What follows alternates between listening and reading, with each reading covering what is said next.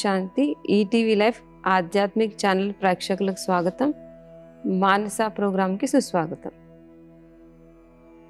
ఈరోజు మనం పంచతత్వాలతో ఫ్రెండ్షిప్ ఎలా చేయాలో తెలుసుకుందాం. మనం వ్యక్తులతో ఫ్రెండ్షిప్ చేస్తాం, కానీ తత్వాలతో కూడా ఎలా ఫ్రెండ్షిప్ చేయాలో తెలుసుకుందాం. ఎందుకంటే పంచతత్వాలను ఏమంటారు?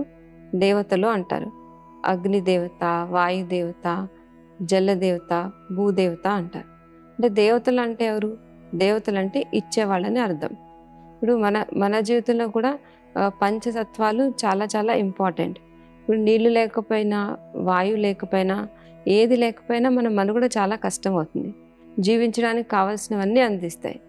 చూడండి, ఇప్పుడు మనిషి వేరువేరు గ్రహాల్లో వెళ్ళి ఉండాలని అనుకుంటాడు. చంద్రమండలంపై వెళ్తున్నారు, వేరువేరు గ్రహాల్లో వెళ్ళి రీసెర్చ్ చేస్తున్నారు.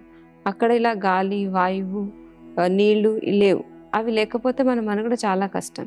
అంటే పంచతత్వాలతోనే మన మనుగడ జరుగుతుంది. మరి ఈ పంచతత్వాలు ఒకప్పుడు ఎలా ఉండేవి? దేవతా రూపంలో అందరికీ సుఖాన్నిచ్చేవిగా ఉండేవి. కానీ ఇప్పుడు అదే ప్రకృతి ఎలా అయిపోయింది? వికృతి అయిపోయింది. ఇప్పుడు చూడండి, ఎండల్లో ఎండలు, వానల్లో వానలు, ఒక కాలంలో ఒకటి ఉంటే కూడా అతి. వర్షాలు పడితే అతి వర్షాలు, లేకపోతే కరువు కాటకాలు, ఎండలు, ఏది తట్టుకోలేకుండా అవుతుంది. అంటే ప్రతి తత్వం నుంచి ప్రకృతి ఏమైపోయింది? వికృతి అయిపోయింది. ప్రతి తత్వం నుంచి మనం ఫేస్ చేస్తున్నాం.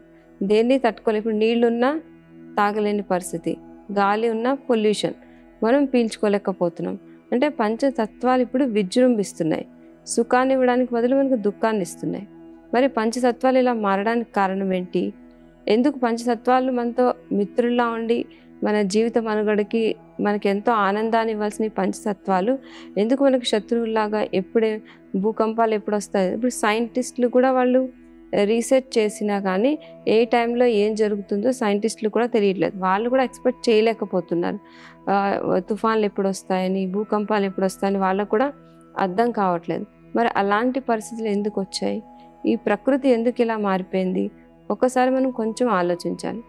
బుద్ధిజీవి మనిషి ఆలోచించగలుగుతాడు, అన్నీ చేయగలుగుతాడు, కానీ ప్రకృతి తత్వాల్లో ఆలోచించే శక్తి ఉండదు. ప్రకృతి జడం. ఈ జడమైన ప్రకృతి ఇలా మారిపోవడానికి కారణం ఏంటి? ఎందుకు విజృంభిస్తుంది? ఎందుకు దుఃఖదాయిగా అవుతుంది? మనం అనుకుంటాం, అబ్బా ఎలా ఎండలు, ఎలా వానలు అంటున్నాం, కానీ అది మారిపోవడానికి కారణం ఏంటి? మనవంతా మనం ఏమైనా చేయగలుగుతామా? ఈ పంచతత్వాలు విజృంభిస్తే మనల్ని మనం ఎలా సేఫ్గా ఉంచుకోవాలి? సేఫ్గా ఉంచుకోవాలంటే ఏం చేయాలి? అది కూడా మనం కొంచెం ఆలోచిస్తే బాగుంటుంది. ఇప్పుడు చూడండి, మనం పూర్వకాలంలో ఒక 40-30 ఇయర్స్ బ్యాక్ అందరూ ఎలా ఉండేవాళ్ళు? ఊర్లలో ఉండేవారు. ఊర్లలో ఆ ఊరంతా అందరూ ఎలా ఉండేవారు అంటే కలిసిమెలిసి ఉండేవారు. ఒక ఊర్లో ఒకరి గురించి అందరికీ తెలుసు. ఒక ఊర్లో ఏదైనా జరుగుతుంది అనుకోండి, మంచైనా చెడైనా ఆ ఊరంతా కలిసిమెలిసి చేసుకునేవారు. ఇప్పుడులాగా క్యాటరింగ్స్ ఇవన్నీ ఉండేవి కాదు. మంచి కార్యక్రమమైనా చెడు కార్యక్రమమైనా ఒకరికొకరు సహాయం చేసేవారు. అందరూ కలిసిమెలిసి చాలా బాగుండేవారు. అంటే ఒకప్పుడు అలా ఉన్నప్పుడు ప్రకృతి కూడా మనకి సహకరించేది. ప్రకృతి కూడా ఏ టైంలో ఎండలు, వానలు, పంటలు అన్నీ కరెక్ట్గా బండి బాగుండేది. ఎప్పుడైతే మనిషిలో మార్పు వచ్చింది అంటే, మనము ఇప్పుడు సమాజంలో ఉంటున్నాము, ఇంట్లో ఉంటాం, సంవత్సరాల తరబడి ఒకే అపార్ట్మెంట్లో కలిసి ఉంటారు, కానీ పక్కన ఎవరున్నారో తెలియదు. డోర్లు ఎప్పుడు ఓపెన్ ఉండవు, ఎప్పుడు క్లోజే ఉంటాయి. అసలు ఎవరున్నారు, ఏం చేస్తున్నారు, ఎలా ఉన్నారు అంటే ఒకరికొకరు హెల్ప్ చేసుకోవడం కానీ, ఒకరినొకరు పలకరించుకోవడం కానీ, ఒకరితో ఒకరి సంబంధాలు కానీ లోపించినాయి. అంటే మన బుద్ధిలో చేంజ్ వచ్చింది. ఒకప్పుడు మన బుద్ధి ఎలా ఉండేది? విశాలంగా ఒకరికొకరు హెల్ప్ చేసుకోవాలి, ఒకరికొకరు సహకరించుకోవాలి, స్నేహం ప్రేమతో ఉండాలి, అందరూ ఒక ఫ్యామిలీలా ఉండాలని ఉండేది. అంటే స్వార్థం అనేది ఉండేది కాదు. మరి ఈ కాలంలో ఏమైంది? స్వార్థం. నా వరకు అంటే మనిషి ఏం చేశాడంటే గిరిగీసుకుండడం మొదలుపెట్టాడు. నా వరకు, నేను, నాది, నా వరకు అంతే. అంటే ఒకరికి హెల్ప్ చేద్దామంటే సంకుచిత భావాలు వచ్చినాయి, స్వార్థ బుద్ధి పెరిగింది.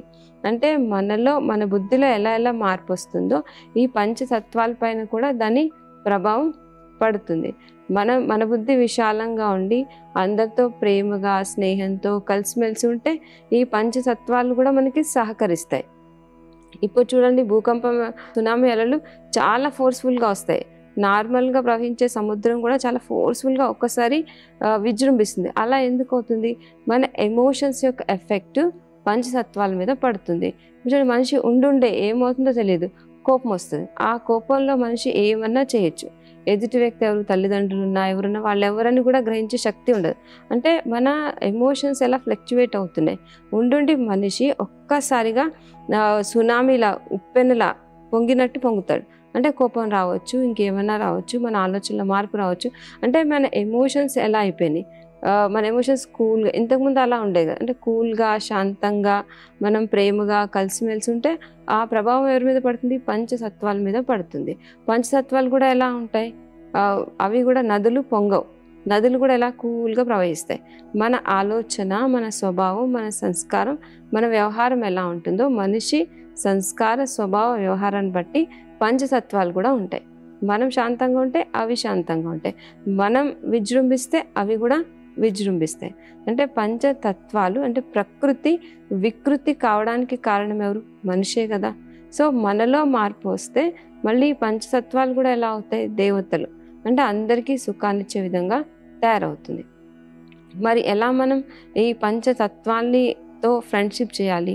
ఈ పంచతత్వాలతో మనకి ఎలాంటి ప్రాబ్లం లేకుండా ఉండాలంటే ఏం చేయాలంటే, ఇప్పుడు చూడండి, ఎవరితోనో మనం ఫ్రెండ్షిప్ చేయాలనుకోండి, స్నేహం చేయాలంటే ఏం చేస్తాం? వాళ్ళ సంస్కారం, మన సంస్కారం, వాళ్ళ స్వభావం, మన స్వభావం రెండు కలిస్తే ఏమవుతుంది? మనం వాళ్ళతో స్నేహం చేయగలుగుతాం. పంచతత్వాలు ఇలా అవడానికి కారణం ఏంటి? మన స్వభావ సంస్కారాలే కదా. మళ్ళీ అంటే మనిషి మారితే అవి మారినాయి, మనం మారితే మళ్ళీ మనం పాజిటివ్ అయితే అవి కూడా పాజిటివ్ అవుతాయి. మరి పంచతత్వాల్ని కూడా మనం సుఖదాయిగా మళ్ళీ దేవతల్లా తయారు చేయాలంటే ఆ బాధ్యత ఎవరిది? మనిషిదే కదా. అందుకే మనం రోజు కొంచెం టైం తీసుకొని పంచతత్వాల గురించి, అంటే పంచతత్వాల నుంచి ఇప్పటివరకు మనం తీసుకున్నాం అన్నీ తీసుకున్నాం. ఇప్పుడు వాటికి మనం ఇవ్వాలి, సేవ చేయాలి. ఎలా చేయగలుగుతాం పంచతత్వాలకి సేవ అంటే మన పాజిటివ్ వైబ్రేషన్స్తో. రోజు ఒక 5 నిమిషాలైనా 10 నిమిషాలైనా ఎప్పుడు టైం దొరికితే టైం తీసుకుని ఈ పంచతత్వాలు కూడా మళ్ళీ పవిత్రంగా, అందరికీ సుఖాన్ని ఇచ్చే విధంగా, పావనంగా అవ్వాలని మన మనసుతో వాటికి పాజిటివ్ వైబ్రేషన్స్ ఇవ్వగలగాలి. అంటే మనం ఎంత పాజిటివ్గా థింక్ చేస్తామో, మన ఆలోచనలు ఎంత బాగుంటాయో దానికి అంటే మన ఆలోచనల ప్రభావం వాతావరణం మీద పడుతుంది, పంచతత్వాల మీద పడుతుంది. మరి ఆలోచన చేయడానికైతే ఏం ఖర్చు లేదు కదా. అందుకే పంచతత్వాలు అంటే ఆకాశం, వాయువు, అగ్ని, నీరు, భూమి. అంటే పంచతత్వాల గురించి, అంటే మనుషుల గురించి పాజిటివ్ ఆలోచించాలనుకుంటాం, కానీ తత్వాల గురించి కూడా మనం పాజిటివ్ ఆలోచించగలగాలి. ఇంకా మనం ఏం చేయాలంటే ఈ పంచతత్వాల ప్రభావం నుంచి మనల్ని మనం సేఫ్గా ఉంచుకోవాలి, జాగ్రత్తగా ఉండాలి. అంటే మనం సెల్ఫ్ ప్రొటెక్షన్ చేసుకోవాలంటే మనం వాటిని ఆపలేం, కానీ మనల్ని మనం ప్రొటెక్ట్ చేసుకోగలుగుతాం. మరి అలా ప్రొటెక్ట్ చేసుకోవాలంటే ఏం చేయాలి? వాటితో ఫ్రెండ్షిప్ చేయడం నేర్చుకోవాలి. చూడండి, మనం ఎవరితోనైనా ఫ్రెండ్షిప్ చేస్తే ఏం చేస్తారు? మనకి వాళ్ళు టైంకి హెల్ప్ చేస్తారు. ఎవరితోనైనా మనకి శత్రుత్వం ఉంటే వాళ్ళతో మనకి ఎప్పటికైనా ప్రాబ్లం అవుతుంది. అదే వాళ్ళ ఫ్రెండ్స్ అయిపోయారు అనుకోండి, వాళ్ళ సమయానికి మనకు సహాయం చేస్తారు. మరి తత్వాలతో ఎలా ఫ్రెండ్షిప్ చేయాలి? అసలు ఫ్రెండ్షిప్ ఎప్పుడు ఏర్పడుతుంది? మరి పంచతత్వాలతో మనం స్నేహం చేయాలంటే ఆ తత్వాల్లో ఉన్న సంస్కారం, అంటే ఆ సంస్కారం, స్వభావం మనతో ఎవరితో అయితే కలుస్తుందో వాళ్ళతో స్నేహం చేయాలని అందరికీ అనిపిస్తుంది. అలాగే పంచతత్వాల్లో కూడా గుణాలు ఉన్నాయి, వాటికి కూడా మంచి స్వభావం ఉంది. వాటిని గుర్తించి మనలో ఆ సంస్కారాల్ని, ఆ స్వభావాల్ని ధారణ చేస్తే అప్పుడు మన సంస్కారం, వాటి సంస్కారం కలిసి రెండింటి మధ్య ఫ్రెండ్షిప్ ఏర్పడుతుంది. ఇప్పుడు నీళ్లు తీసుకోండి, నీళ్ళలో ఏం గుణాలు ఉన్నాయి అంటే మన మనుషుల్లో ఏం గుణాలు ఉన్నాయి అని అనుకుంటాం, కానీ తత్వాల్లో కూడా గుణాలు ఉంటాయి. నీళ్ళలో ఏం గుణం ఉంటుందంటే నీళ్ళలో ఫ్లెక్సిబిలిటీ. అంటే నీళ్లు మనం ఒక గ్లాస్లో వేస్తే గ్లాస్ షేప్లో వస్తాయి, ఒక గిన్నెలో వేస్తే గిన్నె షేప్లో. అంటే మనం ఎక్కడ ఎందులో వేసినా నీళ్ళు ఏమైపోతాయి? ఇమిడిపోతాయి.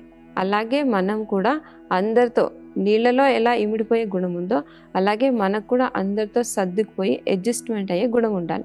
అంటే వీళ్ళు మనకు సెట్ గారు, వాళ్ళు సెట్ గారు, వీళ్ళతో ఉండలేను, వాళ్ళతో ఉండలేను, అలా కాదు. ఎలాంటి వాళ్ళైనా ఎలా ఉన్నా కానీ మనం వాళ్ళ సంస్కారాలను కలుపుకుంటూ, వాళ్ళని మనతో కలుపుకుంటూ సర్దుకుపోయే నేచర్ ఉండాలి. నీళ్ళలో సర్దుకుపోయే నేచర్ ఉంది, అలాగే మనలో కూడా అలాంటి నేచర్ ఉండాలి. ఇంకా నీళ్ళలో ఎలాంటి నేచర్ ఉంటుంది? నీళ్ళని చూడండి, మనం ఎంత వేడి చేసినా అవేమైపోతాయి? మళ్ళీ మనం స్టవ్ ఆఫ్ చేయగానే కొంచెం సేపటికి ఏమైపోతే మళ్ళీ చల్లగా అయిపోతాయి. అంటే నీళ్ళలో ఉన్న గుణం ఏంటి? శీతలత్వం. అలాగే మనం కూడా ఇప్పుడు ఏమైంది? పంచ వికారాలు అంటే కామం, క్రోధం, లోహం, మోహం, ఈ వికారాల్లో పడి ఎలా అయిపోయి మనం వేడెక్కిపోతున్నాం. ఇప్పుడు క్రోధం వచ్చిందనుకోండి, మనిషి ఎలా అయిపోతాడు? అగ్ని, కళ్ళు ఎర్రగా అయిపోతాయి, వేడెక్కిపోతాడు.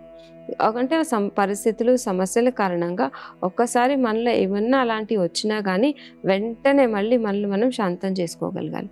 అంటే నీళ్ళలో ఉన్న శీతలత్వాన్ని మనం ధారణ చేయగలగాలి. అలాగే ఆత్మ ఒరిజినల్ గుణం, సహజ గుణం కూడా ఏంటి? శాంతి. శాంతి ఆత్మగుణం. అంటే శాంతిగా మనం ఎంతసేపు అన్నా ఉండగలుగుతాం. అదే కోపంగా మనం ఒక అరగంట, పావుగంట అరిస్తే ఏమవుతుంది? మనకి వెంటనే తలపోటు స్టార్ట్ అవుతుంది, అంటే డిస్టర్బెన్స్ వస్తుంది, అలజడి అయిపోతుంది, మైండ్ అప్సెట్ అవుతుంది. అలాగే పీస్ఫుల్గా అయితే రోజంతా ఉన్నా ఏం అనిపించదు. కోపంగా ఒక అరగంట ఉన్నా కానీ ఆ ఎఫెక్ట్ మన మీద చాలా పడుతుంది కదా. ఎలా నీళ్లు శీతలంగా ఉంటాయో మనం కూడా ఎలా ఉండాలి? శీతలంగా ఉండడం నేర్చుకోవాలి. ఇంకా నీళ్ళలో ఏం క్వాలిటీ ఉంది? నీళ్ళు చూడండి, నీళ్ళు ఎప్పుడు ప్రవహిస్తూ ఉంటాయి కదా. ఆ ప్రవహించే మార్గంలో ఏవన్నా అడ్డంకులు వచ్చినాయి అనుకోండి, రాళ్ళు రావచ్చు, పర్వతాలు రావచ్చు, ఏవన్నా రావచ్చు, కానీ ఆ ప్రవహించే మార్గంలో అడ్డంకులు వచ్చినా కానీ నీళ్ళు ఎప్పుడు ఆగిపోవు. ఏదో ఒక దారి తీసుకుని మళ్ళీ నీళ్లు ముందుకు ప్రవహిస్తూనే ఉంటాయి. అంటే నీళ్లు ఏదొచ్చినా కానీ అది ఎప్పుడు ముందుకు వెళ్ళడమే దాని స్వభావం. అలాగే మనం కూడా మన జీవితంలో నేర్చుకోవాలి.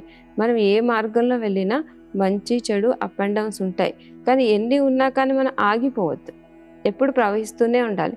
అవి వస్తాయి, కానీ మనకి ఒక మార్గం లేకపోతే ఇంకొక మార్గం అని చెప్తారు కదా, ఒక ద్వారం మూసుకుంటే 1000 ద్వారాలు తెరుచుకుంటాయని. ఏదో ఒక ద్వారం మన కోసం తెరిచే ఉంటుంది. ఆ ద్వారం వెనుక మన జీవితమైన నావని ఎప్పుడు ముందుకు నడిపించాలి, కానీ ఎప్పుడు ఆగిపోకూడదు. ఇలా చూస్తూ చూస్తూ వెళ్తే నీళ్ళలో చాలా గుణాలు ఉంటాయి. మనం ఆ తత్వాన్ని, ఆ స్వభావాన్ని మనలో ధారణ చేయగలిగితే అప్పుడు మనకి నీళ్ళతో ఫ్రెండ్షిప్ ఏర్పడుతుంది. అప్పుడు మనం వరదలు ఏమొచ్చినా కానీ అవి మన వరకు వస్తాయి, కానీ మనల్ని టచ్ చేయవు. మనకి వాటితో ఎలాంటి ప్రాబ్లం ఉండదు. అంటే మనం ఏం నేర్చుకోవాలి? వాటర్ నుంచి, నీళ్ళ తత్వం నుంచి ఏం నేర్చుకోవాలి? శీతలంగా ఉండడం నేర్చుకోవాలి. ఇంకొకటి, పరిస్థితులు వస్తాయి, ఎలాంటి పరిస్థితి వచ్చినా ఆగిపోకూడదు, సదా ముందుకు నడవడం నేర్చుకోవాలి. ఇంకా ఎలాంటి పరిస్థితులు, ఎలాంటి సంస్కారాలు, వ్యక్తులు ఉన్నా కానీ అందరితో సర్దుకుపోవడం నేర్చుకోవాలి. ఇలా ఒక్కొక్క గుణం నేర్చుకుంటూ వెళ్తుంటే ఏమవుతుంది? అప్పుడు మన లైఫ్ హ్యాపీగా ఉంటుంది, మనకి ఆ తత్వంతో ఎలాంటి ప్రాబ్లం ఉండదు. తర్వాత చూడండి, భూమిలో ఏం గుణాలు ఉన్నాయి? భూమిలో దాత గుణం ఉంది. భూమి ఇస్తుంది ఎప్పుడు. ఇప్పుడు చూడండి, ఒక్క విత్తనం మనం భూమిలో వేస్తే అది పెద్ద వృక్షమై 1000 విత్తనాలు ఇస్తుంది.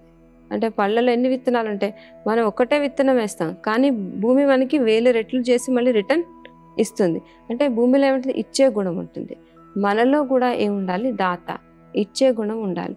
ఎవరు మన ముందుకు వచ్చినా, అంటే స్థూలంగా వస్తువులు ఇవ్వలేం మనం, ఎన్ని వస్తువులను ఇస్తాం, కానీ సూక్ష్మంగా అంటే మన మనసులో అందరి పట్ల ప్రేమ, స్నేహం ఉండాలి.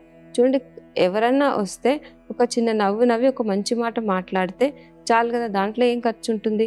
అలాగే భూమిలాగా మనం ఏం చేయాలి? ఒక్కరి నుంచి ఆశించకుండా మన వైపు నుంచి ఏమి ఇవ్వగలమో ఇస్తూ వెళ్ళడం నేర్చుకోవాలి. అంటే భూమిలో ఏం గుణం ఉంటే దాత గుణం. అలాగే మనలో కూడా దాత, అందరికీ ఇవ్వాలనే ఆలోచన ఉండాలి. అందరికీ ఇస్తూ వెళ్తే మనం ఏది ఇస్తామో అది రిటర్న్ మన దగ్గరికి తప్పకుండా వస్తుంది. మనం ఎవరిని అడగాల్సిన పని లేదు, మనం ఇచ్చిందే మనకి వెంటనే రిటర్న్ అవుతుంది. ఇంకా భూమిలో ఏముంటుంది? ఓర్పు, అన్నీ సహించుకోగలుగుతుంది. అలాగే మనలో కూడా ఏముండాలి? సహన గుణం ఉండాలి. ఇంక తర్వాత ఏంటి? వాయువులో ఏం గుణం ఉంటుంది? వాయువు తేలిగ్గా దేన్నైనా కానీ దాంతోపాటు తీసుకెళ్తుంది. అంటే వాయువులో లైట్నెస్. ఇంకా వాయువు ఎక్కడి నుంచి వెళ్తే, ఏ వాతావరణం నుంచి వెళ్తే ఆ వాతావరణం, అంటే సుగంధం నుంచి వెళ్ళిందంటే వాయువు సుగంధాన్ని తీసుకొస్తుంది, దుర్గంధం నుంచి వెళ్తే దుర్గంధాన్ని తనతో పాటు ట్రావెల్ చేసి తీసుకొస్తుంది. అలాగే మనం కూడా దుర్గంధం, సుగంధం అంటే ఏంటి? మనం ఎవరి గురించి అన్న వ్యక్తులు, పరిస్థితులు, ఒకవేళ మనలో మంచి ఆలోచనలు ఉంటే ఆ వాతావరణంలో పాజిటివ్ వాతావరణం, సంతోషకరమైన వాతావరణం ఏర్పడుతుంది. ఒకవేళ మనలో ఈర్ష, ద్వేషం, ఎవరి గురించైనా అవగుణాల గురించి చింతన చేస్తే ఆ విధమైన వాతావరణం ఏర్పడుతుంది. ఇంకా ఎలా ఉండాలి? మనం తేలిగ్గా ఉండడం నేర్చుకోవాలి అన్ని విషయాల్లో.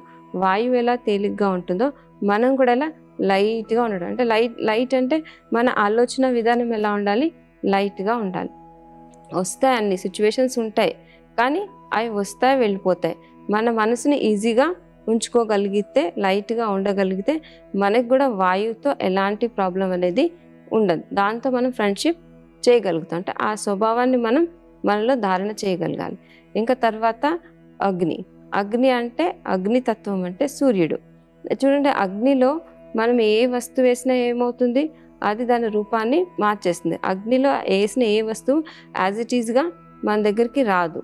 అలానే మనం కూడా, అంటే మన బుద్ధి ఎవరితో ఉండాలి, జ్ఞాన సూర్యుడైన పరమాత్మతో, భగవంతుడితో మన బుద్ధిని జోడిస్తే అప్పుడు మనలో ఆయన నుంచి అన్ని గుణాలు శక్తులు మనలో నింపుకుని ఎవరు మన ముందుకు వచ్చినా, ఎలాంటి వాళ్ళు మన ముందుకు వచ్చినా వాళ్ళ రూపాన్ని మార్చుకుని వెళ్తారు.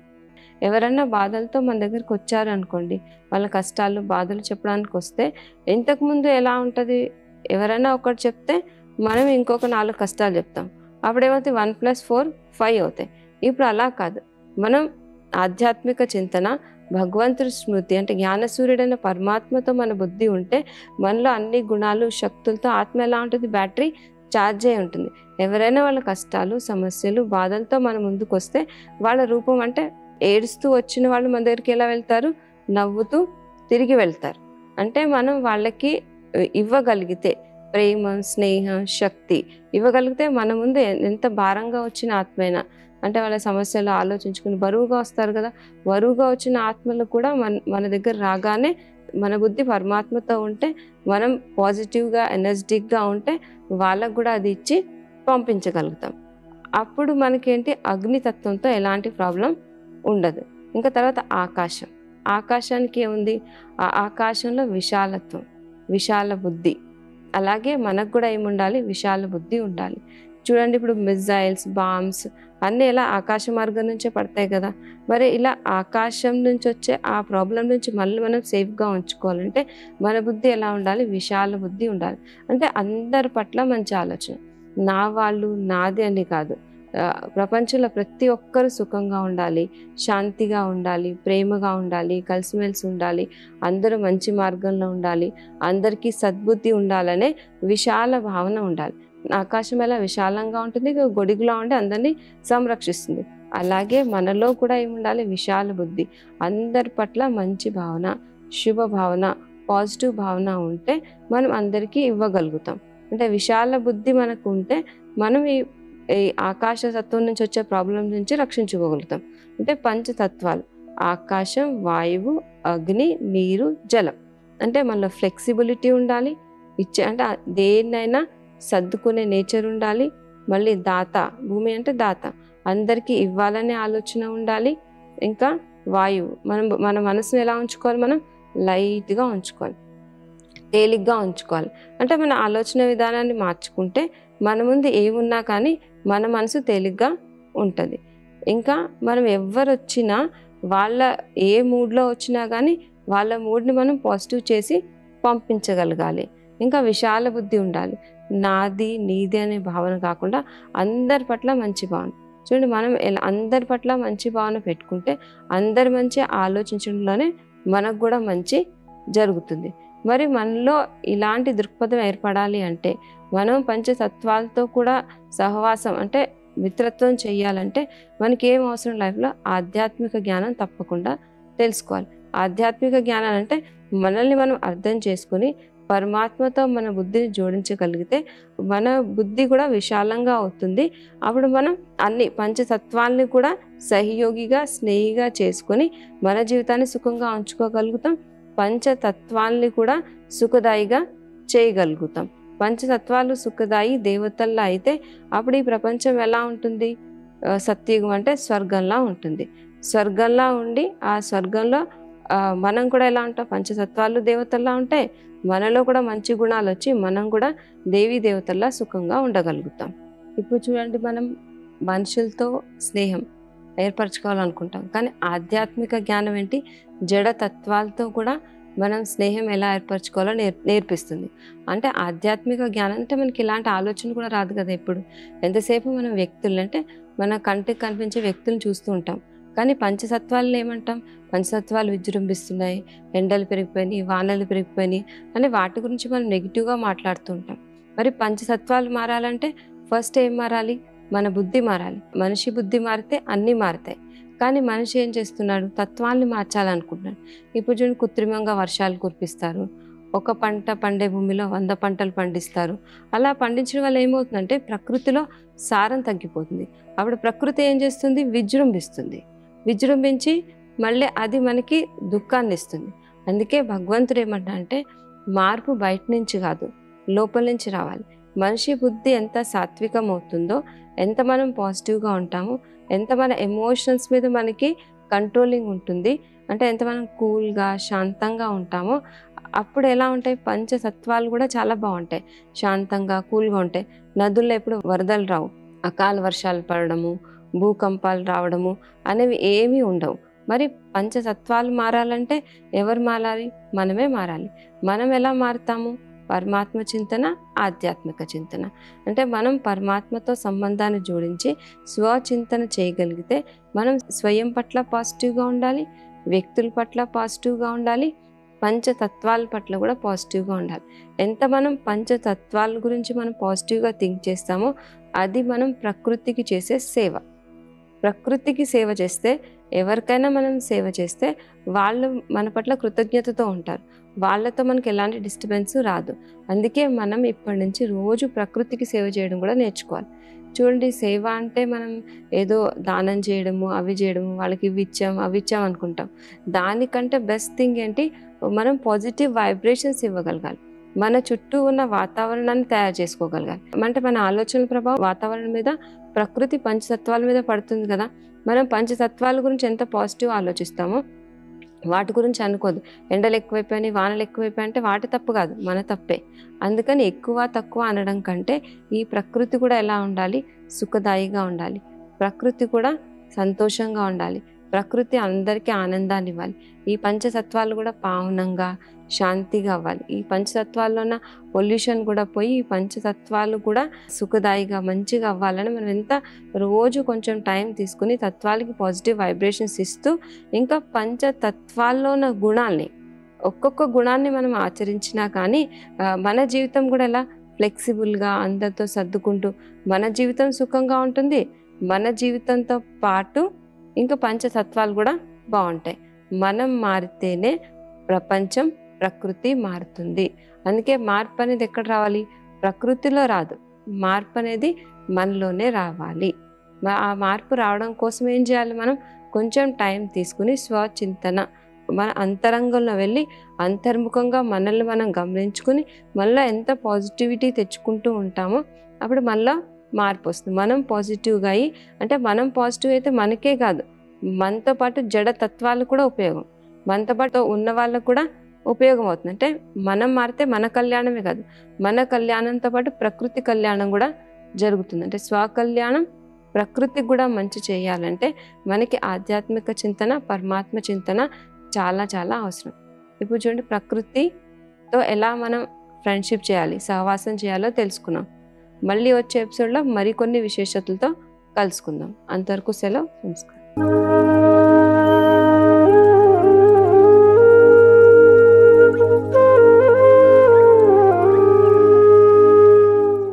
ఈ కార్యక్రమాన్ని తిరిగి చూడాలనుకుంటే www.youtube.com/@ETV Life Spiritual లో చూడవచ్చు.